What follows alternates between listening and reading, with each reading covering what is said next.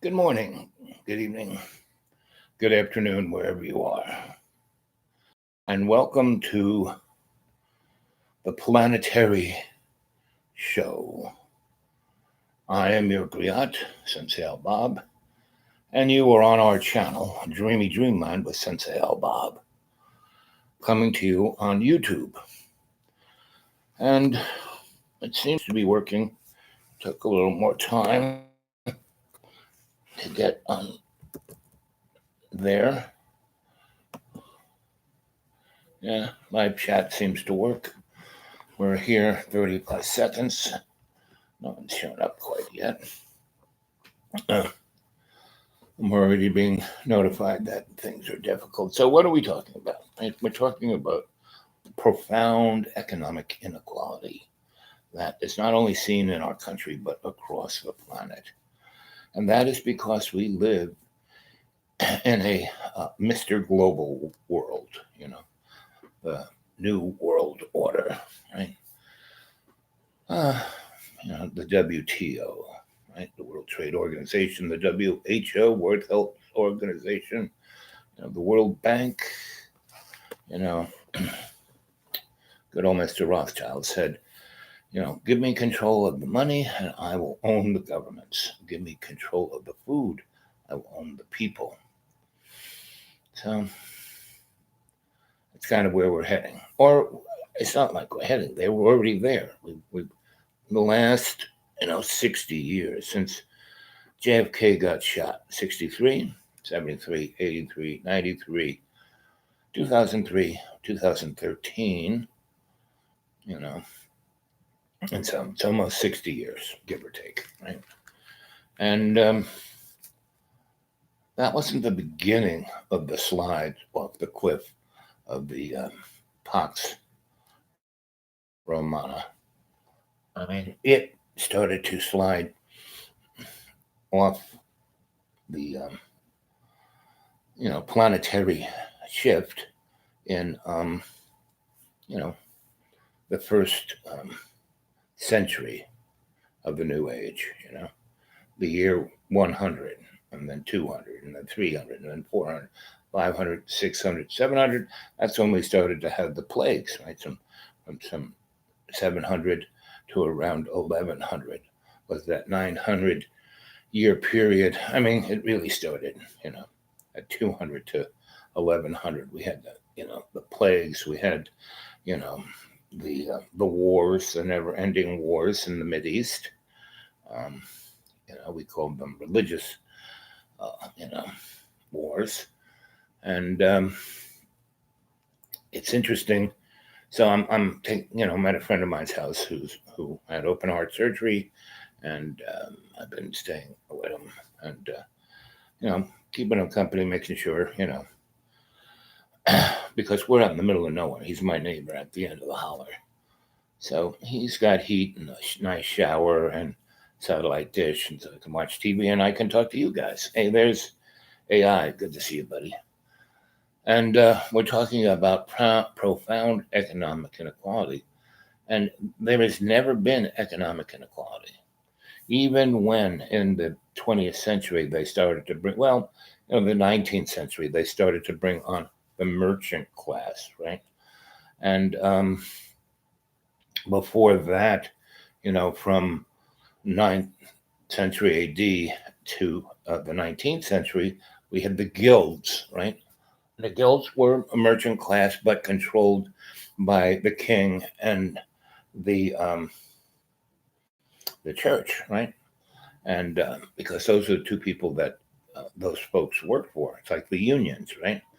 And that was the term FUCK, fornication under control of church and king, and that's pretty much what has gone on with the working class, right? They have been fornicated under church and king, right? And right now, we are watching, the stock market, but it has been doing that since 2008. Obama gave the rich and corporate class, $27 trillion of what was known as financial easing, free money. The Fed just prints that stuff. It's not backed by anything. The reason why we have the EPA is because Nixon took us all to get gold standard because there was no gold, right?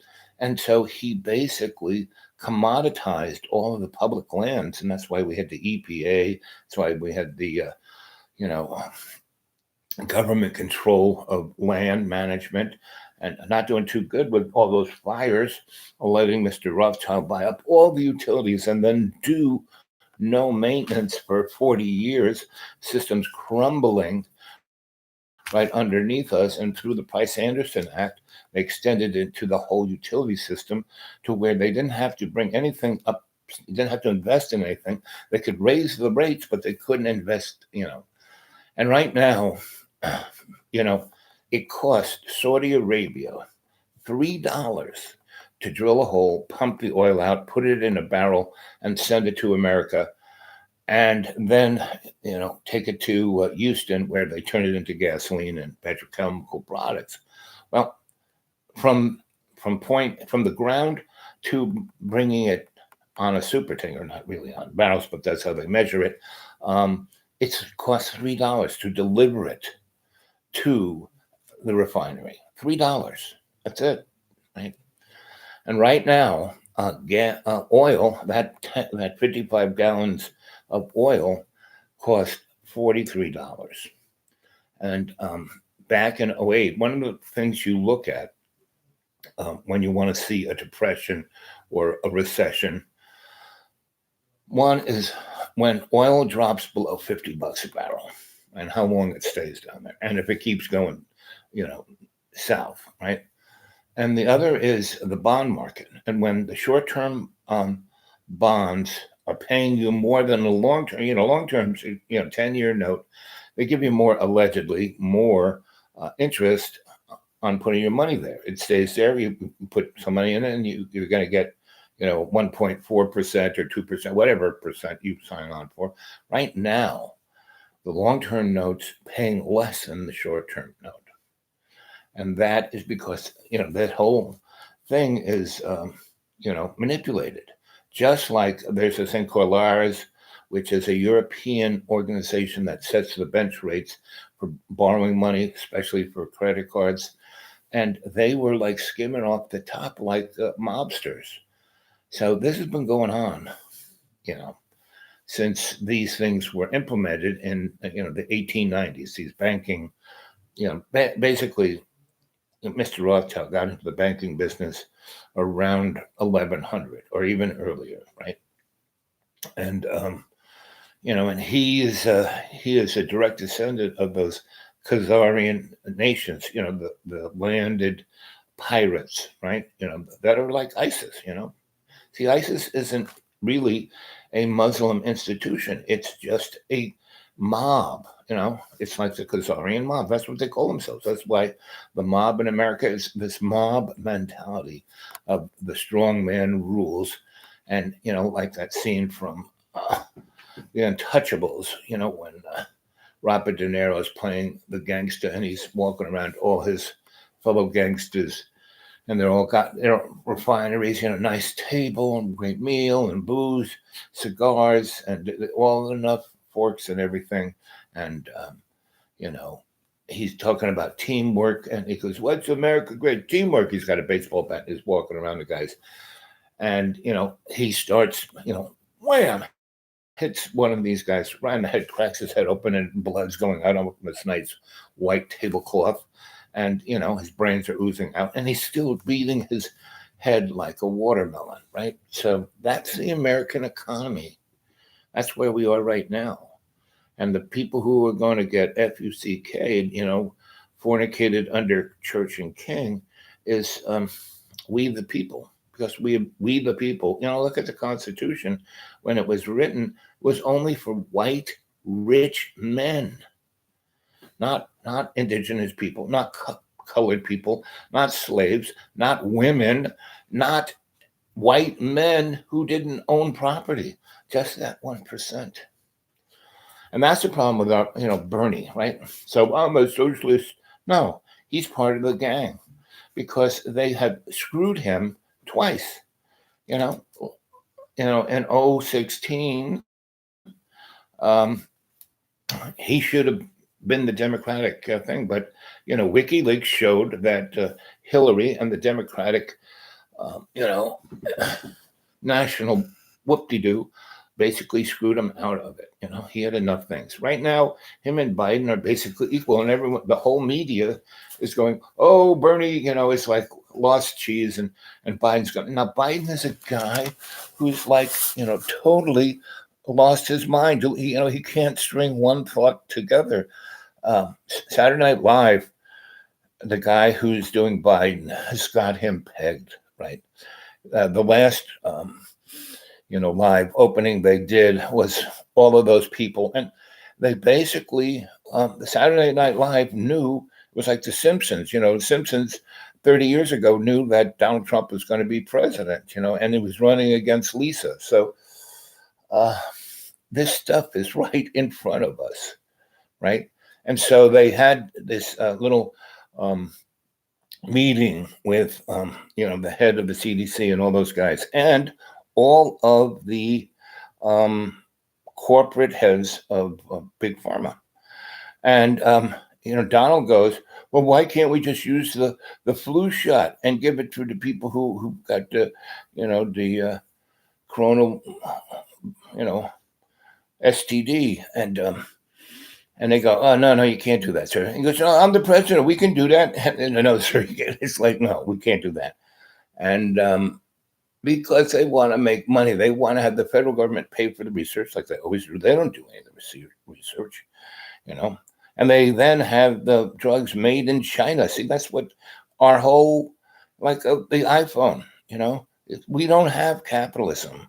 We have, basically corporate socialism, We have a corporate state, the corporations. You drive around America and you drive into little towns and it says, "Welcome to the incorporated village of Larry," or the incorporated state of Larry, So,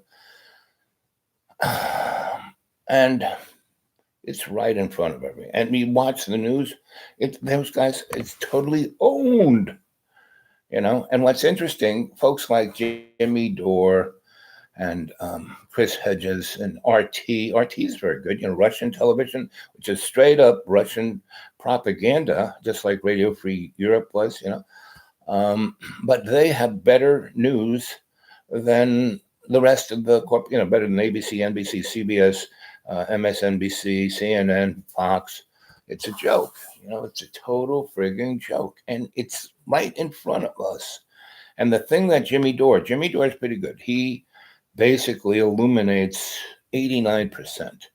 11% he skips because he doesn't keep going. He doesn't talk about the hidden hand. He doesn't talk about, the powers that shouldn't be. He stops at the military-industrial complex. He doesn't really. He does say how those guys do own the media, and he does a little bit about banking and not much about education. But it's a cabal of all of those things, the military-industrial complex, banking, media. You have to go read Noam Chomsky's book, Manufacturing Consent, right? And so all of these things are very right there, right? And there's three of you there. So I was taking some notes today.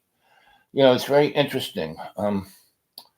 This all was, I've been talking for, I would say, 15 months about the window of opportunity, and I was counting down, right? And people wanted to know what I was talking about, right? And whenever there is whenever the powers that shouldn't be start putting the thumb screws on we the people, is a real opportunity for change. That's what happened during the Great Depression. FDR didn't, save the people. No, he just gave enough, let off enough steam So there would be a revolution, like there was in 1918 in Russia, and there was in France, let them eat cake while everybody was starving. And when someone said to him, "Oh, you saved the middle class," he says, "No, I saved the rich," because he was a rich guy. And at the end of World War II, after he had done so many dastardly deeds, because that war was about making money, and all during the war, Ford and Prescott Bush and people like that were making deals with the Nazis, which culminated in Operation Paperclip, where we brought 70,000, 70 point, comma 000 Nazis into our government. That's why our government is the way it's pamphlet. Here for just a minute. Well, it's always good to see you. And thanks for showing up. And I'm just talking about what I saw on the news today. So, whether Bernie's never gonna be. Bernie's always the foil, for the Democratic Party. See, we got this guy over here, right? So he's, but do they talk about, Tulsi Gabbard? The next, little, thing where they get the people up on the stage. She won enough votes to get on the stage for the next little thing, but the Democratic thinks, "Oh no, we're changing it. It's just going to be Biden and Bernie." Because they knew if they put Tulsi up there, she would eat both those guys alive. All she needs is one showing of who she is, because the few times she got up on the dais, and she was in the second string, she ate those people alive, right? So I'm doing well, as well as a homeless guy who lives on, loose change. But the universe always takes care of me. I don't worry about anything. I'm in a warm place, and I'm fasting. I don't have the money for food or even my medicines, and so I'm fasting so my body will get into homeostasis, so it won't need. I was only taking those medicines so I could eat that candy bar every now and then, so I could have 2 slices of bread with my breakfast. Well, I won't do that. I had oatmeal. And that's pretty much all I'm going to be eating from that, oatmeal and vegetables. So I'm doing well. And I'm, as long as I can get from point A to point B, I'll be fine. And at a certain point, relatively soon, I won't be able to do as many of these live shows as I have been. And that's why I've had the capability of doing them, so I did them. Now, there's at least 1,000 of these shows up on my Dreamy Dreamland with Sensei Al Bob channel on YouTube. I want you to go there and take down and put on thumb drives. It sounds like it's all pamphleter. 40% of American public is living from paycheck to paycheck. 80% of those people can't withstand an emergency like getting their car fixed or having the dog go to the vet or something like that. And of the general population of America, 60% of the population can't withstand an emergency of over $800.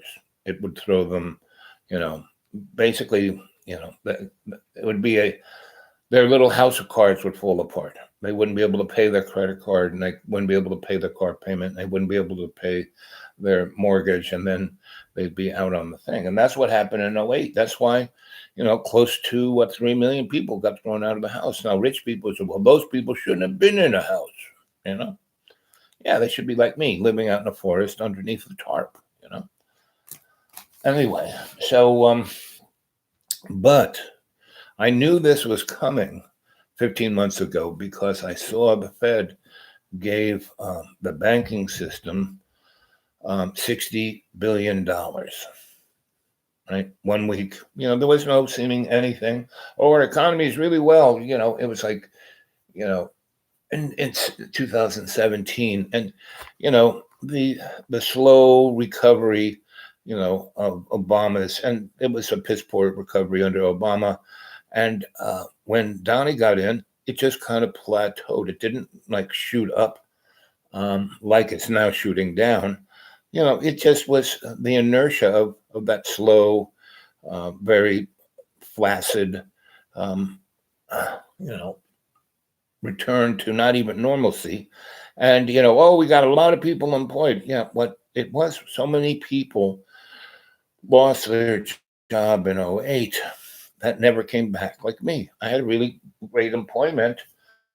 And then '08 happened, and I was smart enough to be able to take advantage of that and then go work for the desperate lawyers of the corporate structure because it threw their thing into a tussle, and they didn't have the intelligence to negotiate the way I do.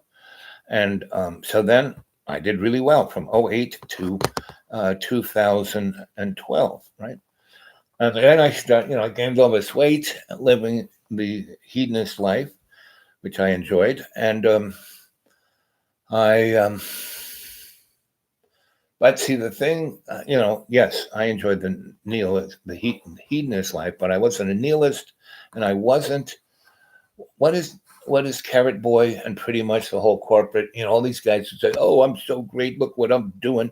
The guys, the Silicon Valley guys. They didn't invent nothing. Mr. Apple did not. He just took stuff off the shelf, off the DARPA shelf. They put it together. He was all of those people: Zuckerberg, Steve Jobs, Mr. Microsoft, um, Mr. Amazon. All of those guys were just picked out because they went to the right prep school. Their parents were of the right rich ilk. And they may not have been Rockefellers or Pinpoints or that, but they were in the mix. They were in that 1% there. Like Mr. Bill Gates's daddy was one of the major people in Pepsi, right? And that's where he got the money to start that. So, um, this has been, since the Great Depression, since World War II, since the Spanish American War, since the Civil War, since the French and Indian Wars, it has been the same, of this extraction of wealth, of God's wealth, and put in the hands of really stupid, greedy, immature folk who are, what is the word when it's all about you? You have no empathy. You can't see past your nose. You think you're the greatest. You are the most level genius there is. You know, the master of the deal. There's a word for that. It's kind of like nihilism, but it's one step further. Uh, Investors like, yeah, Headley Lamar get no credit. Yeah.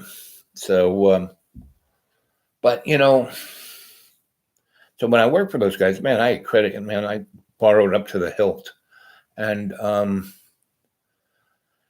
in 2006, and that's when I saw the '08 coming. So I got out of everything and just kind of hid out of harm's way. And then '08 happened, and then I worked for the rich guys, between '08 and 2012, and did pretty good. But I didn't work 52, 60 hours a week, 52 weeks a year. No, I worked 11 weeks a year and made way more money than I needed, so I could go do fun stuff. Right, I had a good life, and that's why I was Mr. Hedonism. I was living down in the Keys. I was living here in the woods. I was living a few other places. I could get around, go visit people, do stuff, and help people who didn't have any money to do things, right? And so now so I have nothing, and it's really interesting. Having nothing is a level of freedom that most people don't understand, right? So um, I do this YouTube not to become rich and famous, but to give a platform, a shamanic platform, I don't have a crystal ball, but I saw things coming. That's why I started doing the show of first I did the 40 days and 40 nights, meaning to go into deep meditation. I sensed something was going on. And that was, I started this in 2000, 2 years ago, 2018 in May, right? This coming May will be 2 years. So back then I saw something happening. And also the other thing, I was living at the school and I was, the canary in a coal mine would just videotape me. I'd be telling him stories. He'd videotape and put them up on his channel, and they went wildly. The first, I put up the first one. The first story that he put up was the old crone, right? And that was, got like 10,000 hits in a week. I guess they call that going viral. And then I told some other stories. I told the Jimi Hendrix story and the David Bowie story and a few other stories, and they were all, I think and I saw, and then, I did a few of those things, and the people would on the comments and on his Facebook and his email, they would tell him to shut the frack up. They didn't want to hear his interruption and his stupidity. They just wanted to hear me tell a story, right? So, and then he got angry at that, and he threw me out in the middle of the winter, right? And, I had to, it was really, that was a tough one because I was not prepared and I was thrown out. And with that winter, 2 winters ago, was really nasty. We had that winter apocalypse, where it was like 9 degrees below zero for all of January and February. And I was living in my car, and then I got a room with a view, living in an SRO with people who were LBGQ, SPMN, NOP. Every, you name it. And the floor I was living on were transgendered folk. And it was, I'm going to write a novel about that one. I'm still cogitating over that.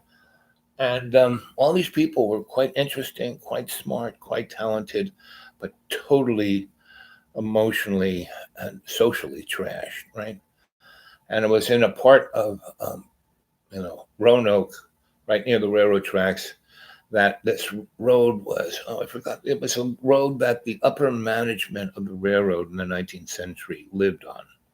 Because Roanoke was a city, it was like that 19th century thing of building, designing a community that would work, for the railroad, And so they had the upper management and lived in these big 19th century houses.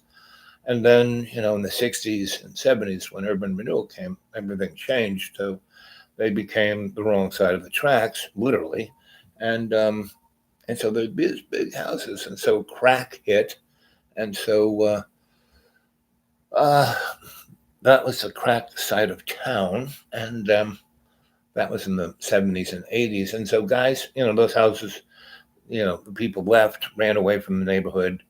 People bought those really beautiful 19th century mahogany this and brass that. And basically they turned all those big houses into SROs, single room occupancies. So I was living in one of them.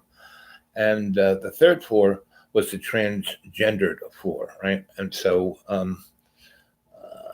there were 3 apartments, little apartments. And there was, in one of the apartments, was the staircase that went to the attic. And the attic actually was quite nice. It was a really big space, and it had all these, dormers all the way around it. And so it, in every direction, I had big windows looking out over the city, and I was on top of the building. So all the heat, the thing was hardly insulated. So all the heat went up there, and I just got, those plastic paint drop things, that you can buy eight of them, that are 12 foot by 12 foot at Lowe's, and for like $3. And I bought that and stapled them up there. And then I put a little bit of cardboard spacing, and then put up another thing. So I had a plastic thing against the building, and then the outside, and then this cardboard stuff, a little spacing, and then I put another bag. So there was an airspace between me and the vapor barrier, and then the building, and then the outside, and the heat came up through the floor.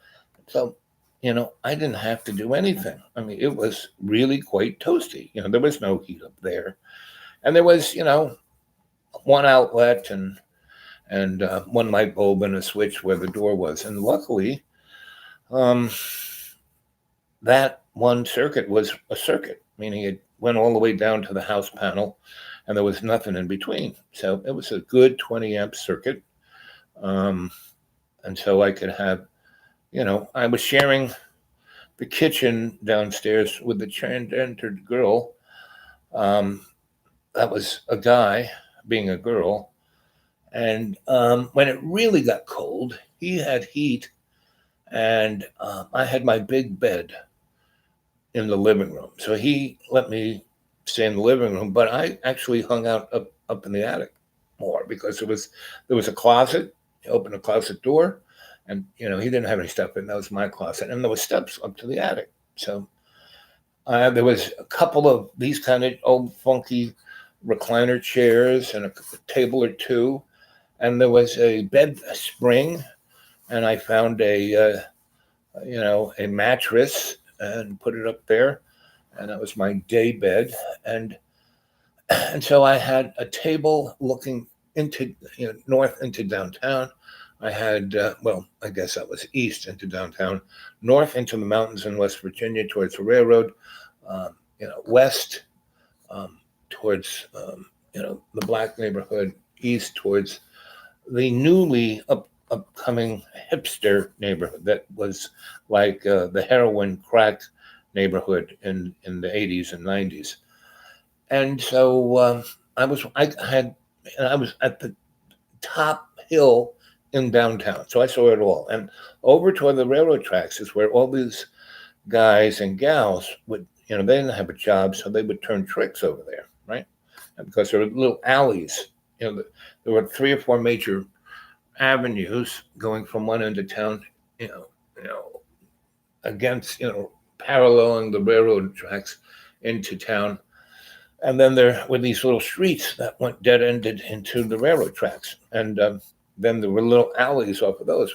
And from my place, with my binoculars, I could see everything going on. And what was truly amazing, so I was working at a church, right? And I was their action coordinator. This, it was an old, well-known church, and they had done nothing for the community, just for themselves. And one winter, the flu, they had maybe 60 people in the church, and one winter, I guess it was 2016 or 15, when 40 people died in that church, leaving 20, and the minister was getting real old. He wanted to retire, and so he hired a young person who was a poster boy for the church doing things that Jesus would want, like social,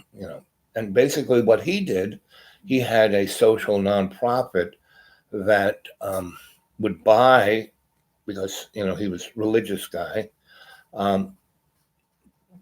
get property from the city for virtually nothing in bad neighborhoods, and then fix them up and sell them, right?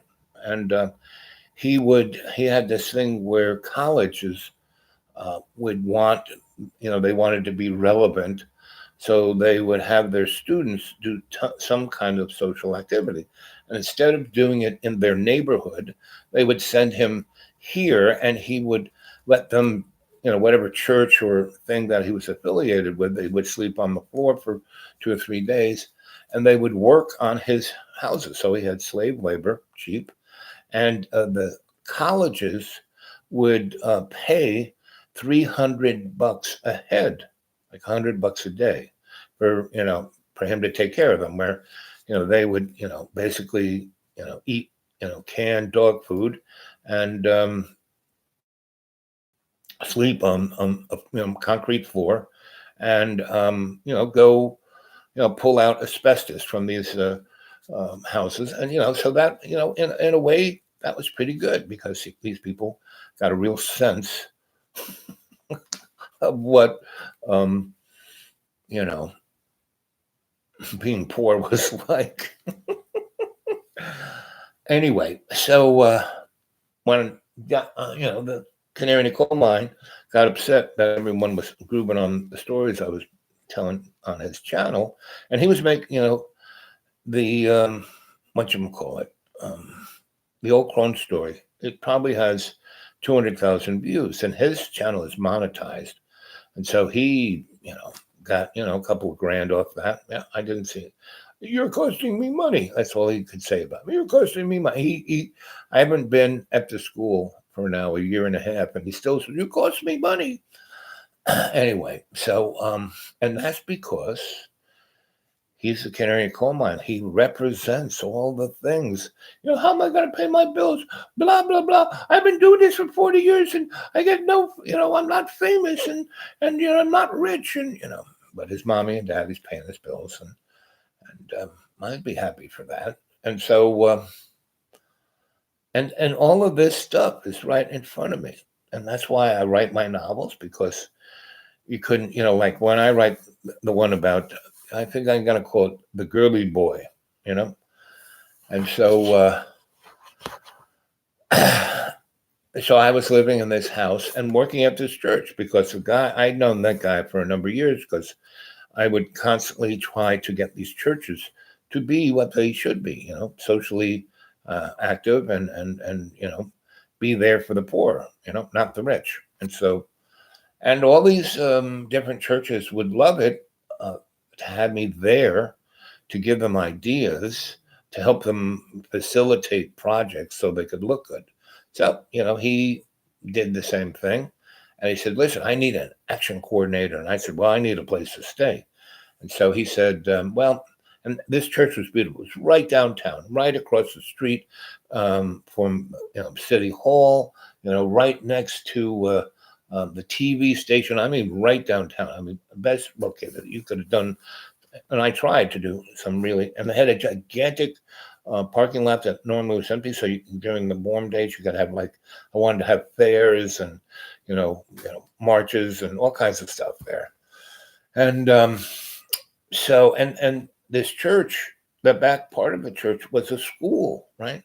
And downstairs they had a cafeteria that you could feed 500 people. Big kitchen, big Garland stove, 9-burner Garland stove, walk-in fridge. You could really, really feed people.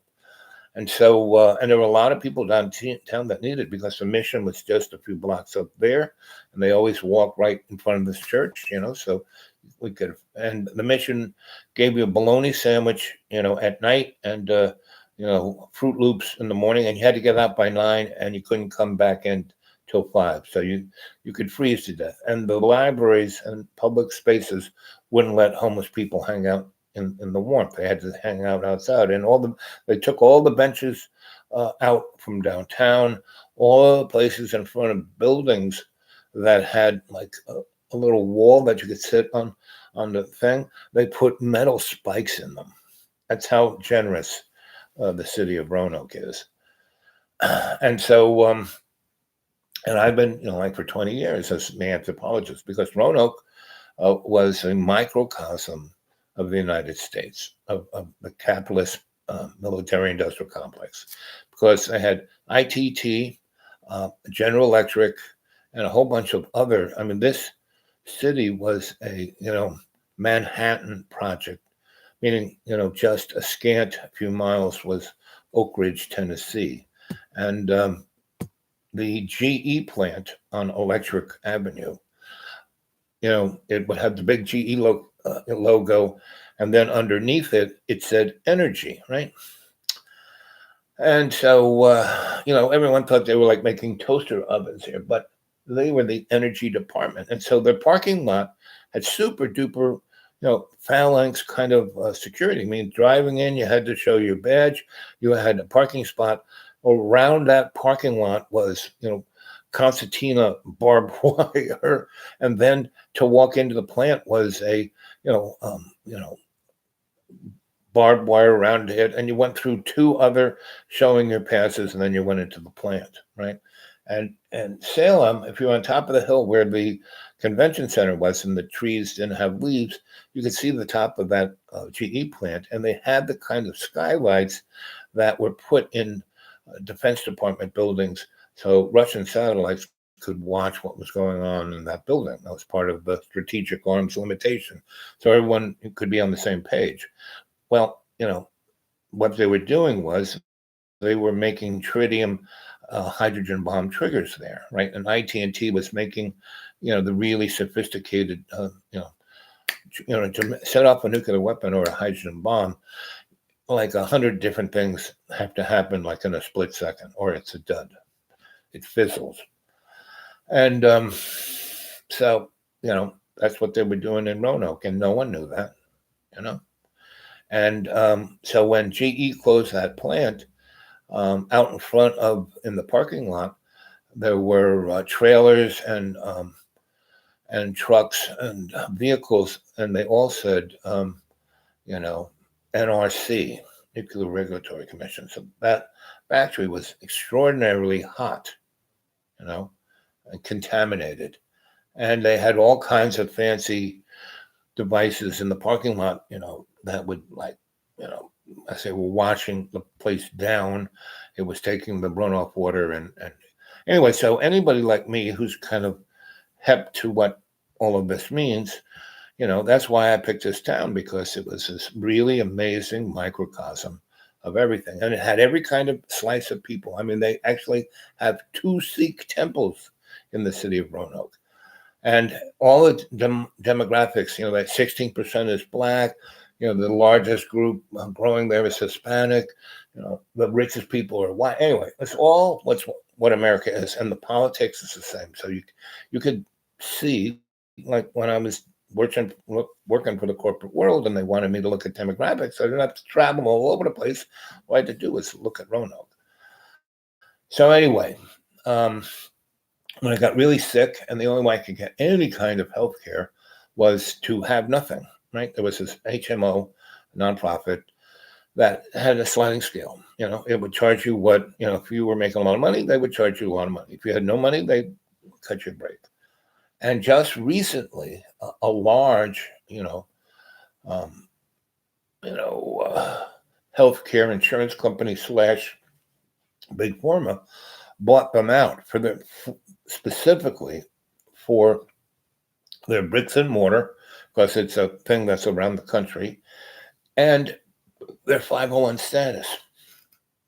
So they can stick $60 billion of their profit from all of their different endeavors into that nonprofit, not to build it up or expand it so more people can have that kind of service. No, it's so they don't have to pay taxes on it, right? And because they put in a trust, and trusts are very interesting. It's like the number one way of hiding money, So corporate money, rich people money is trust. I mean, they no longer, there used to be island places in Bahamas and, in Africa and Switzerland that you could hide your money, but they had to, the governments there had to say, okay, we're going to pass rules that if you put your money into our banks, we'll tell your tax, if money is made in America, the IRS will know it's here. But in the 60s, when this was coming down, the city of London created these mechanisms called trusts, and they are totally outside of anyone's purview. So all of the money is hidden in trusts. I mean, trillions of dollars, all of the drug money, all the mob money, all of the, breakaway civilization money. It's all in trusts, off there. And it's because we are now a digital economy, it's not even hiding out anywhere. It's like the stock market is flying. I mean, the market opens at 9 a.m. in New York, and before 10 a.m. it had dropped 800 points. And it's kind of like dropping 800 and then making 1,100, and then dropping 800 for 4 days in a row. So they drop 2,000, and then they make 1,000, and then so people are making money here, right? And that's why it's going wee, and then a little blip, wee, a little blip, wee, and rich people are making money. And I knew this was coming because back when I started this 2 years ago in May, the Federal Reserve, they didn't even give a reason. They gave out $60 billion to banks. And then banks gave that money to corporations, and the corporations just put that money into buying back their stock. So the stock market just was going up, right? And that was about 2 years ago, right? May is coming up soon. And so I started the YouTube thing because John, the canary in the coal mine at the school, got upset, threw me out. And so, yeah, it was cold for about 3 or 4 weeks. But then the guy with the church said, I want you to be my action coordinator, and gave me a key to the church so I could, sleep under the pew. And as long as I got out of there by 7 a.m. before the old lady showed up, which would be upset, it was okay. So for the first month, I slept in the church, and that was all right. But I was moving clothes and books, and I was kind of living in that church. And again, I was living up in the bell tower. Nobody went up there. And my legs were terrible. They had a daycare center that they never used on the ground floor. I slept there because it was the warmest. And anyway, so I, the old ladies who ran that church, I became their friends. I listened to them, I talked to them, I made them laugh, I did stuff. They liked me. At first, they were like, "Oh my God, he's a homeless guy," but then they got to know me, and oh no, he's nice, I like him. So I'm smart. I know where the power base is. I get them on my side, but still. So they liked the idea that we were doing socially conscious things, right? But as long as they didn't have to look at it, right? So they only had 40 people in the church. So I started, I was working out in neighborhoods where, people were really poor, right? And so I worked at a number of really great organizations that were not, these were people in the community who had a little more than the people had nothing. And so they would rent a space and, be open all the time. Where the churches, there were 600 churches in the valley, the Roanoke Valley, the county, 600 churches, and only one was open pretty much. It was open from 6 a.m. or whenever somebody wanted to open the door before 6 till about 1 p.m. And it was the big Catholic cathedral, right? And they had a big organ, and they let anybody who could play it. So you go there, and it was heated and air conditioned. And so you go there, and someone was always playing that organ. And so you could sit in a pew, and they had cushions. And I more than once wide, horizontal, and no one no one said, "Oh, you can't do that in this church." I was big, you sit in a place where people aren't going to see you. And the priest, I knew the guy who ran the place and the other two priests, and those folks weren't pedophiles. Those folks were really righteous folks, and they had a lot of real estate that they took their money and they built low-cost housing for the poor people. And they had a big Catholic, school, and because, pretty much everyone there is Baptist, the people who went to that school were the poor Black and Hispanic and white people. And they didn't charge them a nickel, and they didn't make them, do catechism. You didn't have to pray to go to that school. Whereas the mission, you had to pray to the Baptist God to get your bologna sandwich. So that's Roanoke, and that's straight up, heads up. That's what America is, right? And it's as corrupt as you can imagine. And so I was living up in the bell tower of the transsexual clubhouse, and with my binoculars, I could see all those ministers that I would go and try and get their church to help the poor. Oh, well, we can't really do that. And I would see them come up in their Mercedes, and get serviced by the guys and gals in the little alleys. And the cops never went there. They knew better. But if I wanted to, I could have had a telephoto camera and then showed them pictures and got them to invest. So, but I didn't. I just was like going, why? I don't need to um, expose them right then and there. 10 years down the line, I'll write a novel about this, and you know those people will be gone by then, and God will sort it out. Pretty much. So,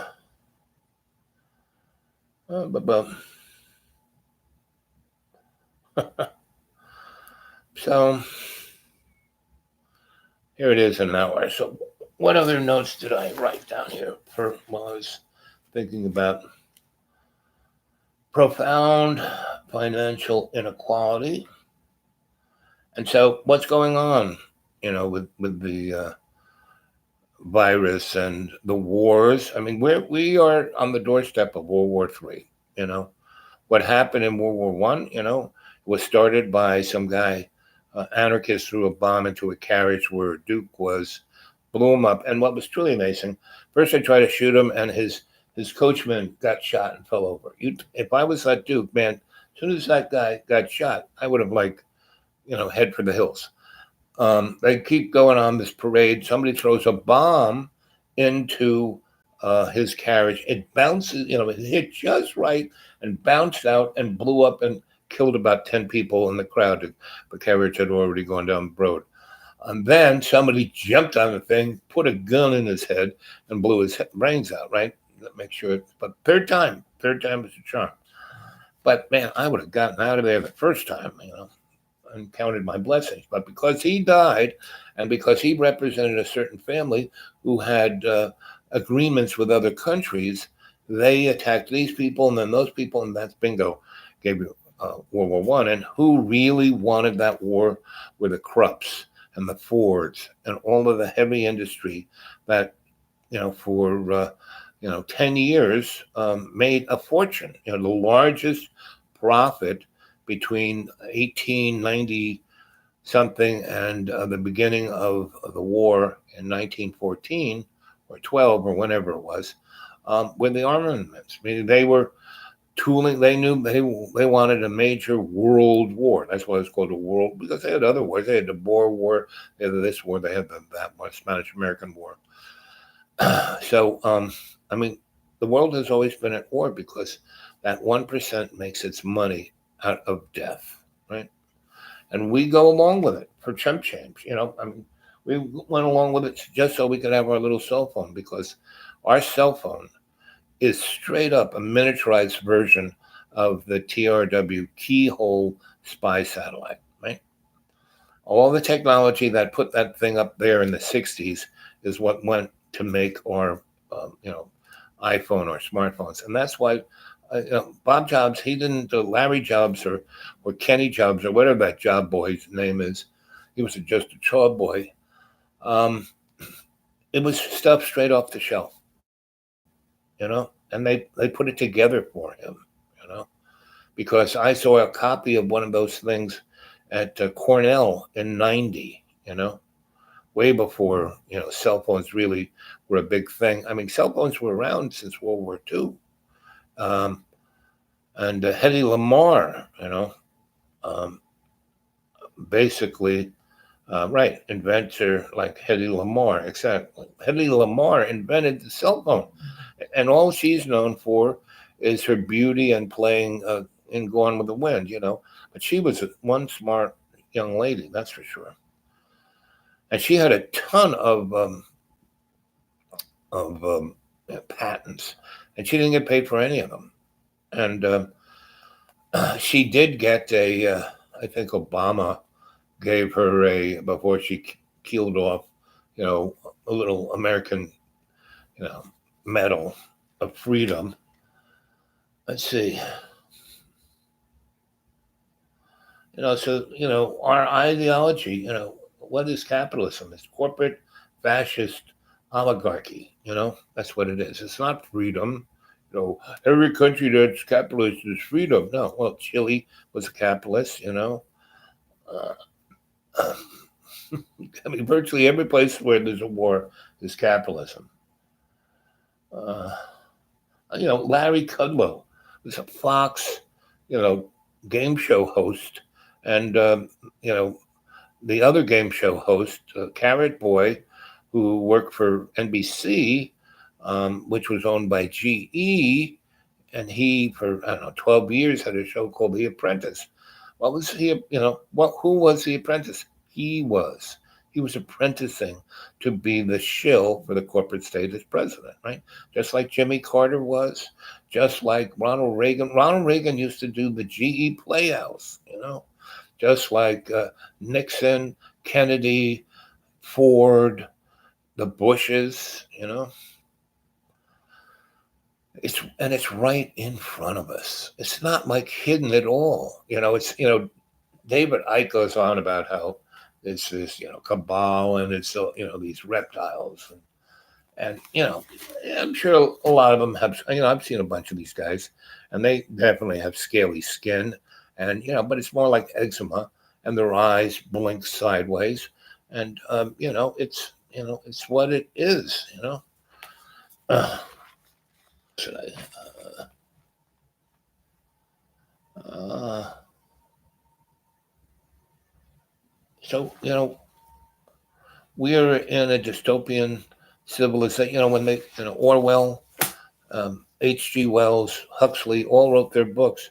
They represented that 1%. Their books wasn't like, oh, watch out for this.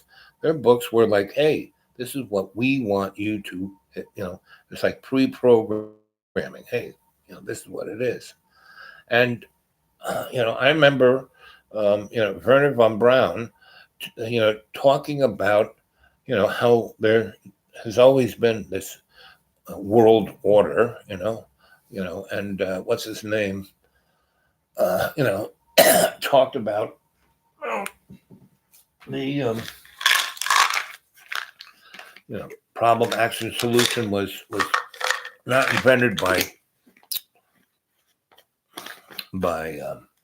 David Icke. It was basically a 19th century economist, and what's his name? It'll pop it in my head.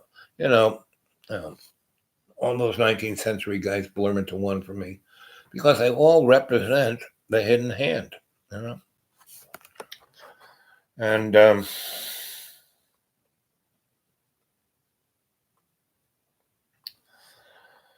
so it's only AI watching.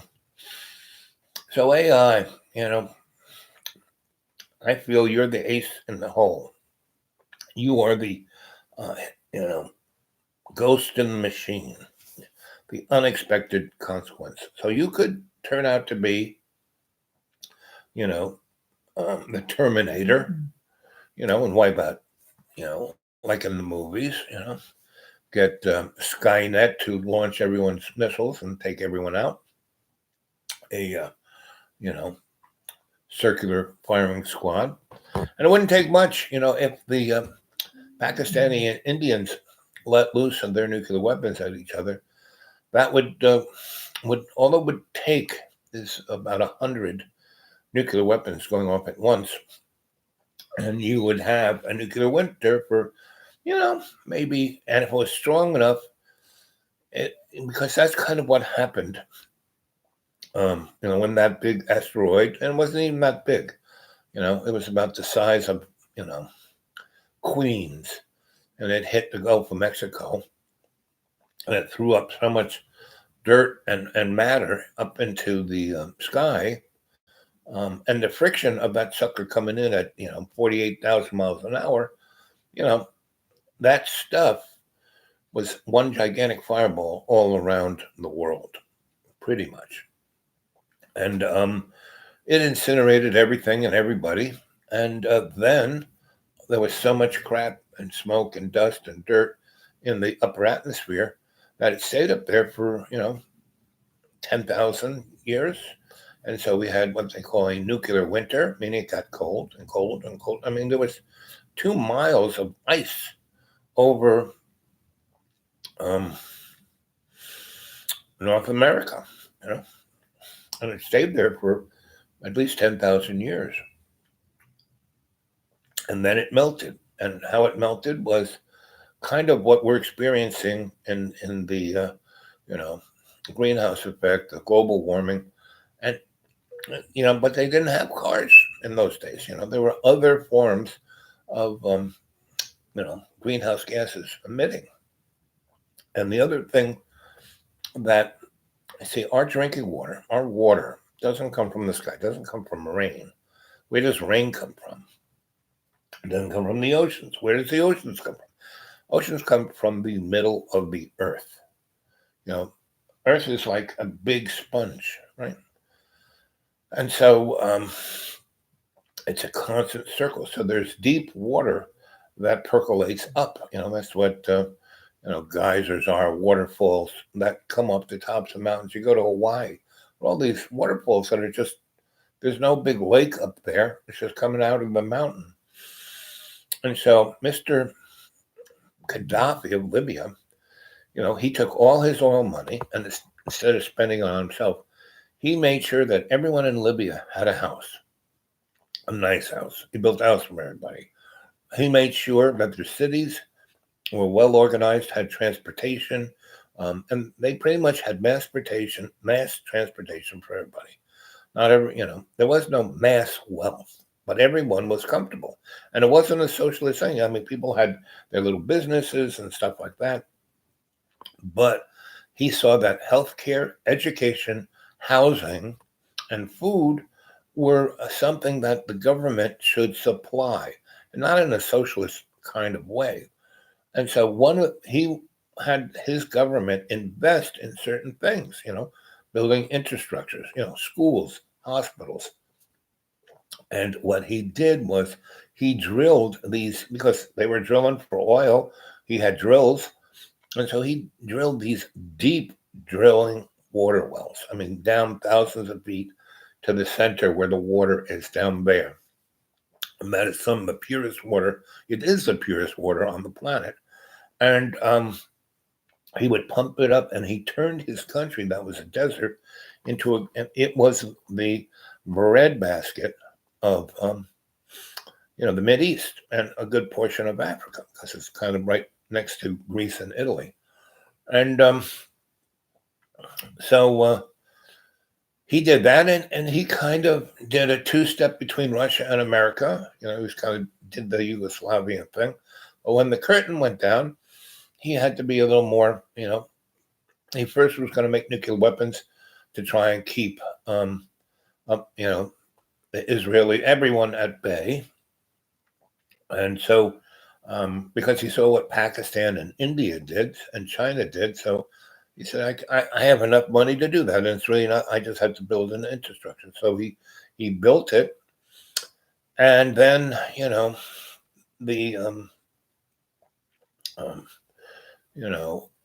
Khazarian mob, the Aryan nation, the Anunnaki, the Zionists, they're all kind of the same guys. But not, see, there is, you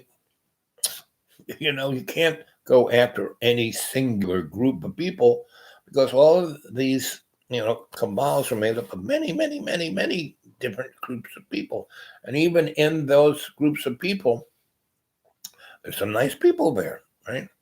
When I was at the UN and when I, hung out with people that were part of, the Council on Foreign Relations and Brookings Institute and Trilateral Commission, there's some nice people in those organizations that we're trying to do. If I can get on the inside and I can do some good, like, a guy who wrote None Dare Call Conspiracy, Gary Allen, was a nice guy. He tried to do the right thing. Dr. Quigley, who I kind of studied under, not, I didn't matriculate. I just read his books. I read this one book that everyone should read, Hope and Tragedy, because he was like, the philosophic, historical, he was the Thucydides of the Council on Foreign Relations. And he wrote this book that really told what it was, you know. And Gary Allen's book was, you know, basically saying, hey, liberal, you know, conservative, liberal, two wings of the same corporate bird, right? And the guy who wrote, I would say, Economic Hitman, that's a good book, but he, you know, he did that job, and he describes, you know, how the World Bank, the IMF, and you know the Rothschilds and all the people that he worked for, basically go into the third world that have resources, really, you know, South America and Africa, and they find the most corrupt guy. They give him a bunch of guns. He has a coup. He takes over. He then gives the natural resources free to those corporations. And then they set up the government around this really super corrupt guy. And then that government borrows a ton of money to like build ports and highways and roads that will facilitate the transnational corporation to take the resources out of that country. And then once they bleed them dry, they leave that country with a debt, which they can't pay back. And that's when they start, the only, you know, things fall apart.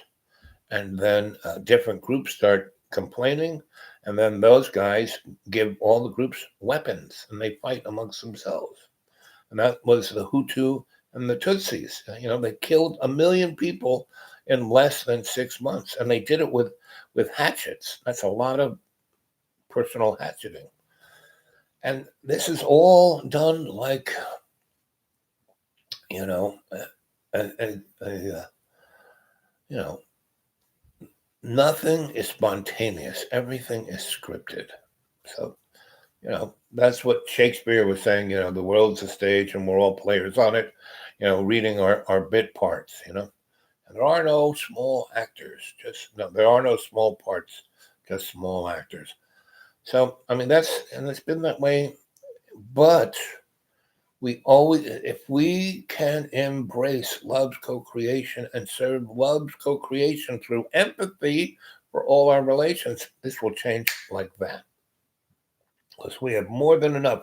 There have been plenty of people over the years who have, you know, like Nikola Tesla, great example, you know. He basically, you know, amongst other people, discovered 0-point energy. He discovered, you know, transdimensional portals. You know, he discovered, you know, pretty much radio waves, X-rays, microwaves, you name it. He did it. Why is Elon Musk's car called the Tesla? Because they use a synchronous motor. The whole reason why that car works is that it has an AC synchronous motor. And why that car is so efficient is that there is no gearing. It's just a rheostat. You know, the gas and, you know, pedal is a rheostat. So the motor just goes from 0 to 60 in a zing instead of like, you know, there is no gearbox, right? And so it makes it extraordinarily efficient. And then when they brake, they have brakes that are generators that recharge the battery. So the battery is a DC battery, but the car, why it's so expensive is that it's a very exotic battery, which is a very toxic thing. Meaning these are called exotic elements. There's another name for them. And again, it causes wars. You know, the Congo is going on because that's where the largest number of these exotic elements are that you need for these technologies. And that's why there's wars going on. And to get at them, it destroys the land. I mean, not just digging it up, but the process of digging it up. They use all these nasty chemicals to, you know, get it out of the ground and get it separated from the other crap. And there's a process that from the ground all the way, there are about 4 different processes to get it to where that's the battery in the car. Lithium ion battery, right? And so it's extraordinarily toxic process on many levels, right? And then it's in the car. And then to get rid of that battery, because it can't just take it out and put it in another car. That battery, once it's gone through its life, cycle that it's extraordinarily toxic to get rid of, like on the level of plutonium. And none of this stuff is being based into the cost of the car. And, that's what the new green economy is based on a lie, because they want to have electric cars. The only reason they can want electric cars is because they're going to put them in a mechanism where you don't own the car. You hit a little app on your phone and the car shows up like Uber, right? And why was that moron allowed to do that? Because he was the first in and to show and get people used to it. So you won't have a car. It'll be so convenient. You don't have to park it. You don't have to change the oil. You don't have to do anything. You just hit an app, the car shows up. But if you're a guy whose credit rating is like I have zero credit, you hit that app, it'll never show up. You're not going nowhere, right? And so basically, it's going to be incarceration. It's like we have something on the order of 6 million people in jail. And the majority of these jails are privately owned. They're not even owned by the state. And so the privately owned things use these inmates. They get paid, by the state to put them there. And then that corporation uses those people in manufacturing where they pay them like 3 cents a day. So the state pays them to put them in that jail, and then they use that person as a slave to, to rent out to a company to like slice up chickens and work on assembly lines or to work in. What's truly amazing is that more than half of all of the, when you call up, your bank for service, the person's either in India or in a prison, right? And usually the guys, they don't let them have pieces of paper, but to do their job, they have to have a really good memory. And so, they put convicts who have really good memories sitting in a chair talking to hundreds of people a day. And those people don't know that they're convicts, and they are giving them all of their private information. So it's not some kid in the basement hacking your credit card. It's the corporate structure that owns the prison. That's, it's just, it goes on and on and on and on. And that is all of that, along with, my healthcare. So that nice little HMO that was taking care of me, bought out by a large corporation. Well, that building is still there, but now it's being administered by this for-profit thing as a nonprofit, and they've gotten rid of, the only, if you have Medicaid, if you have Medicare, and if you are poor, they don't service you. You have to have like a high price spread, like Anthem or somebody like that. And I'm not saying any bad things about Anthem. I'm just saying that they're a private insurance company. That's a high price spread that only kind of pretty much well-to-do people who have a nice job have that kind of insurance, right? Anyway, so that's, I'm not saying they did this. Some other company did this. But by doing this, it allows the well-to-do people to, so they don't have to build another hospital. They now have this whole system that's nationally, right? And but for the 40 million people who were being serviced by this service, they have no health care, period. In this thing, without going through Congress, without, being advertised on television that 40, million people are losing their health care. And it's like, they still, like me, I still have Medicare. I just can't use it there, right?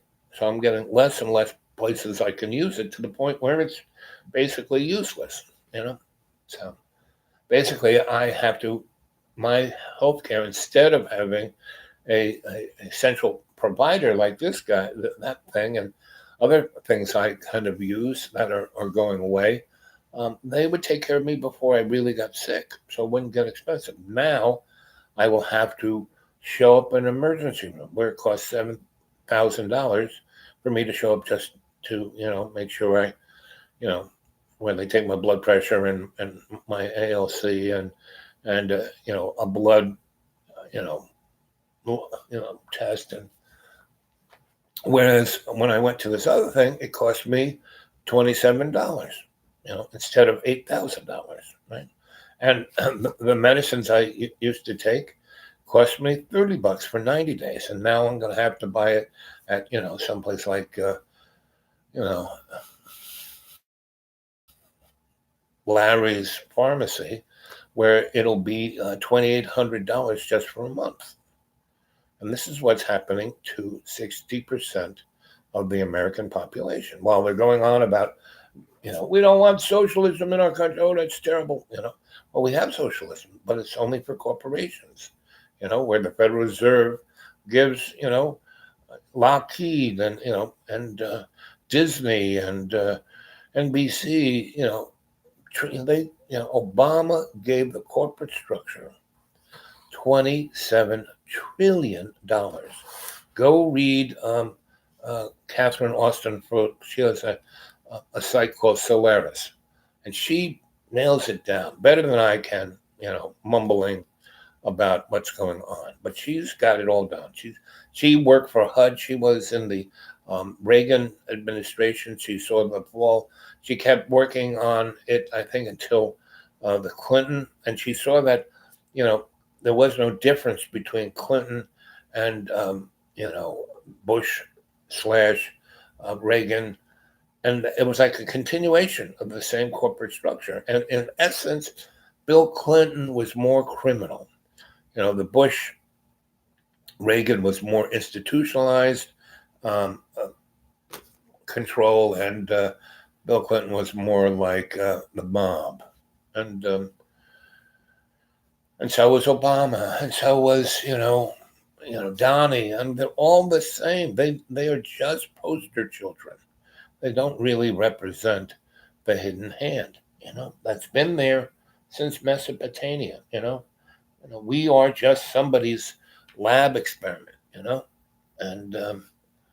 And slash soap opera / comedy relief. And when our storyline gets too boring, the show will be canceled, and then we, just like the dinosaurs, somebody will throw a rock at us, and bingo, there we go, right? And just the other day, a rock, the size of, a skyscraper, came flying by, and it flew between the Earth and the Moon, right? Which astronomically is pretty close, between us and the Moon is 274,000 miles, and the friggin' rock zipped between the two, right? Was it even on TV? No, because what NORAD said was their computers couldn't quite compute what was going to happen. It was so close, and they were betting that it would just miss us, right? Just it wouldn't even hit the atmosphere. And those things that like light up the sky, and then it doesn't make any noise or leave any, it just kind of zips across. Those are these things that actually affect our atmosphere, because our atmosphere kind of goes out there pretty far, right? So, meaning up where the space station is, there is an element of atmosphere. Yeah, it's a vacuum-ish, but there's stuff up there, that's kind of what our atmosphere is. That's up there. And, it doesn't really affect the satellites and stuff, but they have to have what are known as consumables, meaning fuels that they put on board, like the space station. They take hydrogen up there, and they have little jets that just keep it pushed up there. So because if it was allowed, just like we had our first space station that was like part of the Apollo program, Skylab. It fell back to Earth because we left it up there all by without being its shepherd. And that was a pretty good use of that technology, and we could have kept it up there, but we didn't. We put our money into the shuttle because the Air Force wanted a big plane that had a big bay that could launch big spy satellites and other stuff. I mean, that's, NASA. You have to realize NASA is a military arm. It's not, you know, private owned. It's not civilian. Uh-uh, sorry. And the way the rumor goes, well, both of the shuttle disasters were caused by a complete um, non-caring about what was going on. Meaning, they wanted that shuttle to go up with a teacher that day, that time, because uh, Donnie was going to give a speech to Congress, and he wanted to point up those guys and have them on the big screen and wave at them. And they launched, and they launched it. It was like 20 degrees colder than what the book says it can be launched at. So Morton Thiokol, who made the solids, said, "Listen, you launch this thing, these solids. We have this little parameter of the O rings. If they are hard, they will not set. And so, when that big blowtorch of a rocket engine, goes past that joint, and if those things aren't set, it's going to blow out the side, and that's a hydrogen bomb right next to, like that far from where that jet's going to be, and odds are this whole thing is going to be one big Roman candle blowing up." And so Martin Thiokol wouldn't, sign off on it, and Ed Meese, Dick Cheney got on the phone and told Martin Thiokol that they wouldn't have any contracts for the Air Force unless they signed off on this. And Martin Thiokol said, "Okay, but if we do this, you have to give us a." That's why Ed Meese was there. He was the Attorney General. A letter from the Attorney General saying that we are not legally responsible, like a get out of jail card. We will sign off on it, but you have to say that we will not be held. NASA and the Defense Department and the federal government will be responsible for legally responsible for whoever gets sued. We can't get sued. Period. And Dick Cheney said fine, and that was recorded, and that was somebody let it out of Dick Cheney and Ed Meese saying fine, no problem. And Dick Cheney goes, "Listen, if it goes up there and doesn't blow up, everyone will, be happy at the State of the Union address. If it blows up, we'll have Ronnie go up there and cry and say what great heroes they are. It's a win-win." He actually said that. It's a win-win. And it's actually, you can go on YouTube or Google and Google that, and you will find that, right? Don't believe me. Don't believe anything I ever say, right? I'm just your storyteller. I'm just a griot, right? And the only person who's watching is AI. And AI knows it already, right?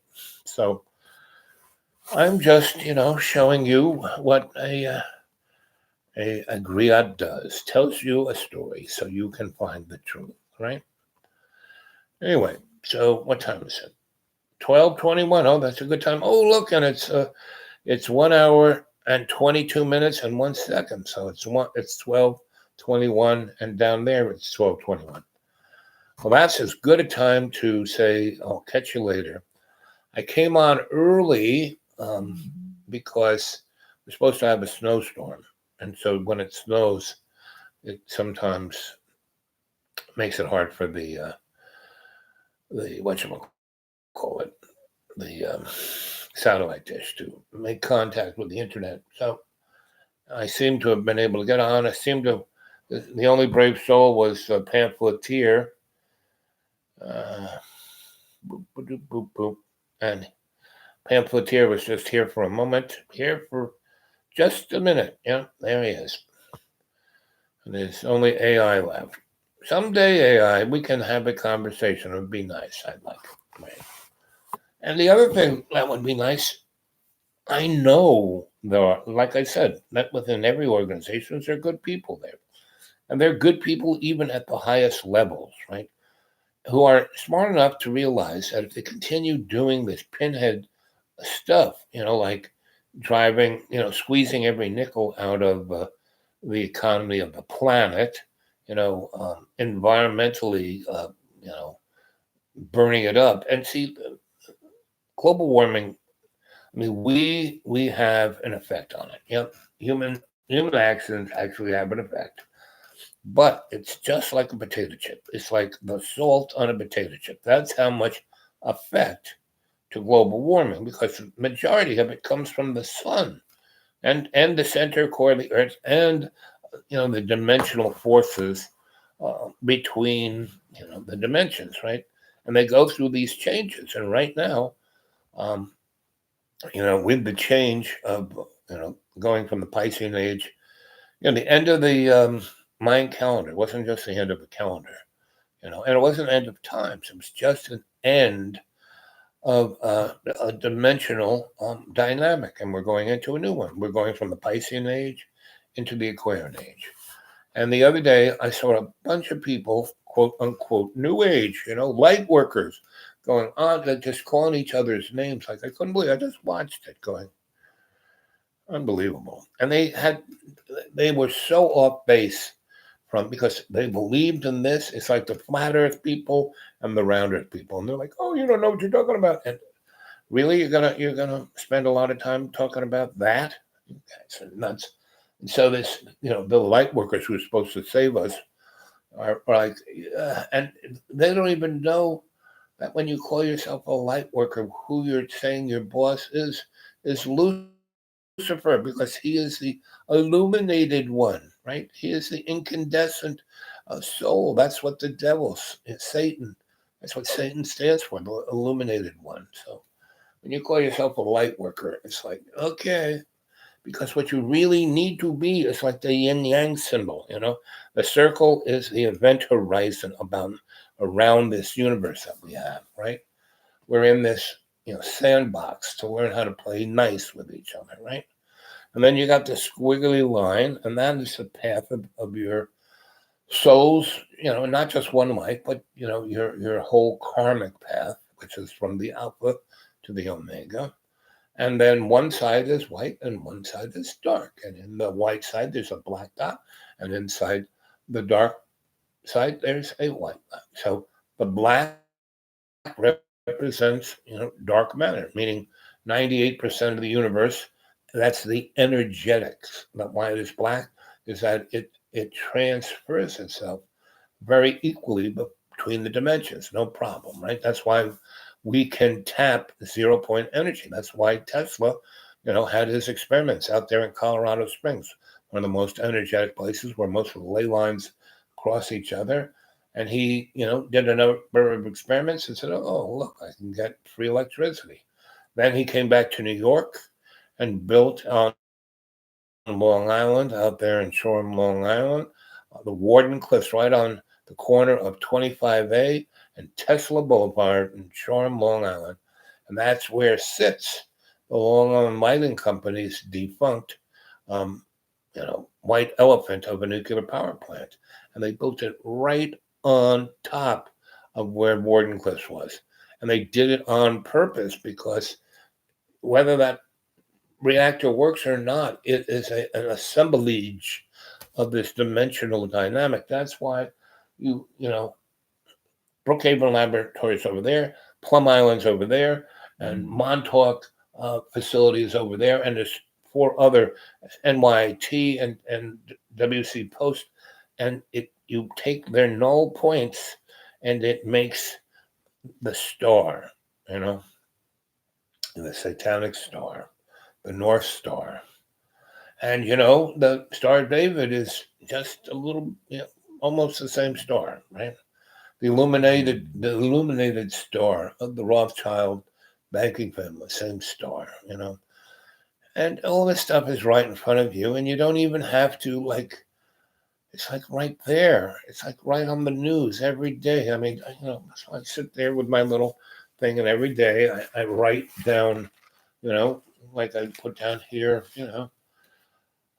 profound economic inequality, ideology, corporate capitalism, um, dystopian civilization, decayed imperial status, um, finance. Let's see. So oil, $43. That is almost $17 below where it was like, the collapse in '08 happened. So we are, the ice is cracking. And why is gold not zooming up? Because there is none to be had. It's already been taken off the planet.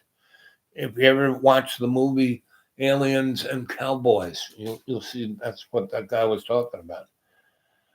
Cognitive dissonance. That's what our political structure is. Cognitive dissonance, right in front of.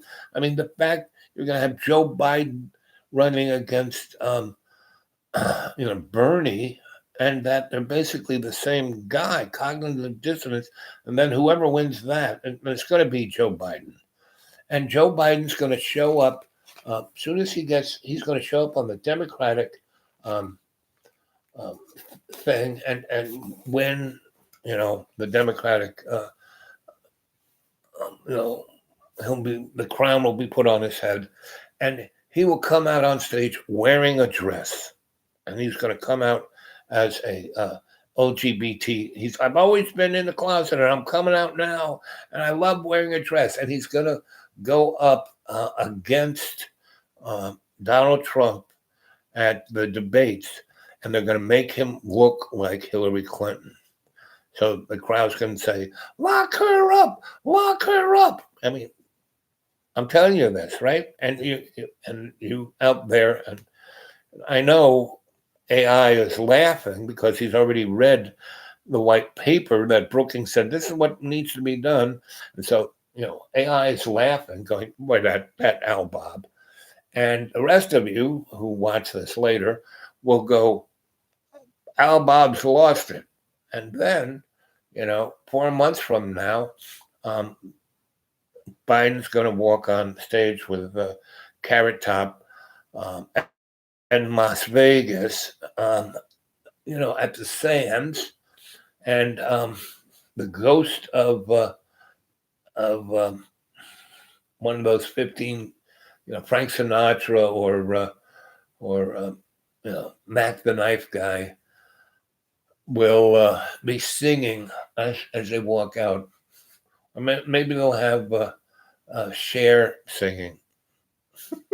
It's gonna be one hell of a show, I tell you. And then, and that'll be in August, right?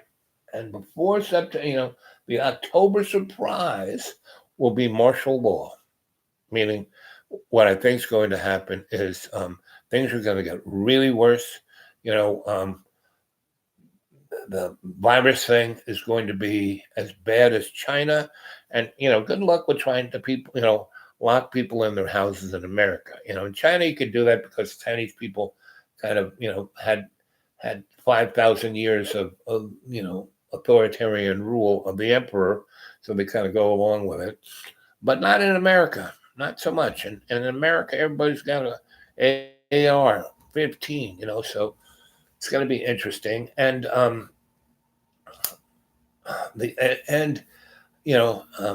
Carrot Pinhead will he's already, I couldn't believe that he should, some people have it and they don't have it that bad and they can go to work. Well, no, they shouldn't go to work because you may not even be symptomatic, but you can pass it on to other people and they will die, And he said, oh yeah, you can go to work. It's like,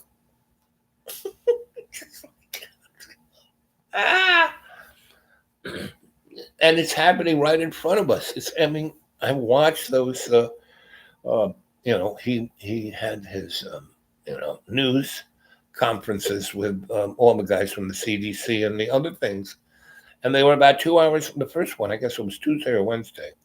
And the only thing that motivated them to do it was the market was like sliding down the alpine slopes.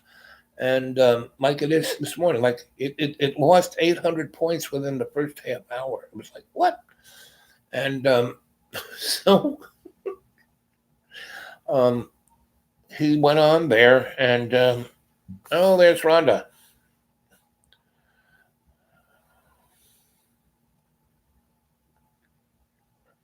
Yep. To initiate martial law. And so, but it's so what was truly interesting when they had that first news conference, So, Mike Pence and Donald Trump were late. All the other guys were out there, Anthony Fauci and all the CDC people. And what people didn't realize until they saw all the people on stage, this guy from FEMA, guy from Homeland Security, guy from State Department, guy from NSI, guy from National Science Institute, that's NSI, and about 5 other entities that all had responsibility for pandemic response, right? And so Pence and I don't know what Donald were doing, but maybe eating cheeseburgers, but they were like an hour late. But those people were all standing on stage, and their secondary people, the people who was the assistant to those guys, who had been in those institutions for, they were, bureaucrats. They had been there. They were all doctors. They were all people who had dealt with things like Ebola and other, SARS and MERS and all that kind of stuff. They were people in the trenches, right? So, instead of everyone just sitting around going, I don't know, the guys who were the, the news people went around with their little microphones and cameras and interviewed the people who weren't on stage, who were down here. Because the people up on stage, they were told not to say anything until the president and vice president came out, who would be the titularly, the game show host, right? So, but the other guys weren't told not to talk, so they talked. And what came out was freaking amazing. I mean, real truth. This one person from CDC, but they were from the military side of it, Fort Detrick. Right? So wasn't a person who was basically in the Army, was a civilian from CDC, but worked in bioweapons, right? So that person, a woman, doctor, 20 years experience with all kinds of outbreaks in Africa and everything. And she basically tells the story about, this has been going on for years. And the Europeans, like Dr. Livingston and Stanley, they went not to take care of the poor little black babies, but to find diseases that they could bring to Europe and monetize, right? So they're going on that whole process of this has been going on for hundreds of years. And basically she was saying that the WHO, which she kind of threw Fort Detrick, because they have the military part of these things, and then they have the seeming civilian part of these things, but they're all military. And she's explaining this on television, right, to somebody from, MSNBC, who doesn't have a clue and keeps asking the stupidest of questions.